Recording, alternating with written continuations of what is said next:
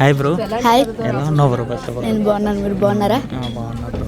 ఏంటి అసలు ఎలా అనిపిస్తుంది ఒక నేషనల్ అవార్డు రావడం ఎలా అనిపిస్తుంది? చాలా హ్యాపీగా ఉంది. చాలా. ఓకే, అంటే ఇంతకు ముందు ఒక ఆంధ్ర కింగ్ చేసావు, నెక్స్ట్ సమ్మర్ హాలిడేస్, ప్రతి ఒక్క క్యారెక్టర్ కూడా చాలా హిట్ అయింది. అసలు ఎలా అనిపిస్తుంది? చాలా హ్యాపీగా ఉంది. అంటే ఫస్ట్ నేషనల్ అవార్డు వస్తుందన్న చిన్న హోప్ ఉండేది, బట్ సక్సెస్ఫుల్లీ వచ్చేసింది. అసలు ఎవరికి డెడికేట్ చేస్తావు? ఇది మా అమ్మకి, మా అమ్మ, మా చెల్లి.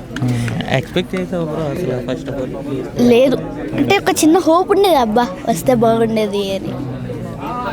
బట్ మీ అమ్మకి చెల్లికా? ఎందుకు చెల్లి కోసం అని అంటే?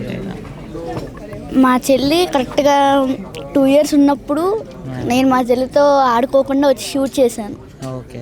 తను మాకు చాలా బాగా కోఆపరేట్ చేయడం వల్ల నేను షూట్ చేశానని చెప్పొచ్చు. ఆ రోజు తను ఏడ్చి పేచి పెట్టిందంటే ఎవరు 35 చేయకపోదునేమో, అందుకే మా చెల్లి డెడికేట్ చేస్తాను. మరి దాని తర్వాత ఇప్పుడు ఆడుకుంటున్నారా? ఇప్పుడు ఆడుకుంటున్నాం. రానున్న సినిమాలు ఏ టైప్లో చేయబోతున్నాం అంటే ఏంటి? మంచి స్కోప్ ఉన్న యాక్టర్స్ చేయాలనుకుంటున్నాను. ఓకే. అమ్మ నాన్న ఫీలింగ్ ఎలా ఉంది? చాలా హ్యాపీ. చాలా ఏవైతే స్ట్రగుల్స్ ఫేస్ చేస్తారో అవన్నీ మర్చిపోయి ఇప్పుడు చూడలేని హ్యాపీనెస్లో ఉన్నారు. ఓకే. నేషనల్ అవార్డు వచ్చింది, గద్దర్ అవార్డు వచ్చింది, రెండు కూడా ఒకేసారి రావడం అనేది ఇంత చిన్న వయసులో అసలు మీ స్కూల్ ఫ్రెండ్స్ కానీ ఎలా? అంటే ఇంకా స్కూల్కి వెళ్ళలేదు, నేను వెళ్ళాలి. అంటే ఫోన్ చేసి అయితే చెప్పారు, మాకు చాలా హ్యాపీగా ఉంది, స్కూల్కి వచ్చినట్టు ఫీల్ అవుతున్నాము అని. ఓకే. అంటే ఇప్పుడు ఒక స్కూల్ ఎడ్యుకేషన్ నెక్స్ట్ ఈ షూటింగ్ ఎలా బ్యాలెన్స్ చేసుకునేవాడు?